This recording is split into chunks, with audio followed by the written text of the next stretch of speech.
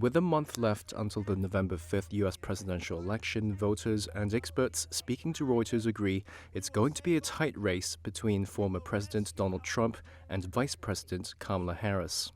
In Arizona, where a Bloomberg poll Friday says Harris holds a razor-thin lead, voters shared with Reuters which issues were most important to them.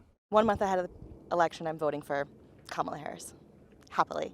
I want a president who's going to tell the truth, work together to solve problems, and I think that's the most important thing for me. Main thing for me is immigration and inflation and the economy, so I'm going to vote for Donald Trump. In Maryland, some voters wanted to see a historic change. I want to see a woman president. I want to see an example of a leader in a position of power. Others were skeptical.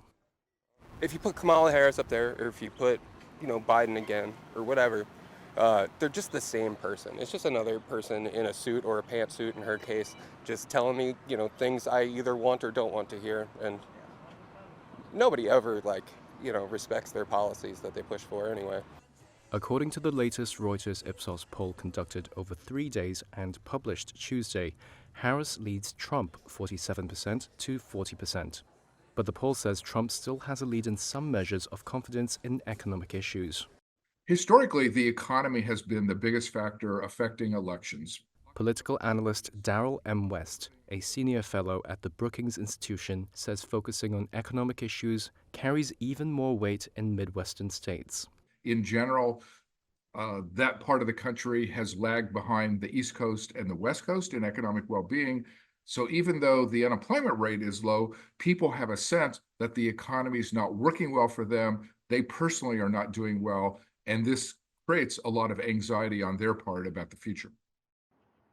Americans are also split on immigration and reproductive rights, with one issue favoring Republicans and the other issue favoring Democrats. The stakes of this election are very high. America is divided into two tribes.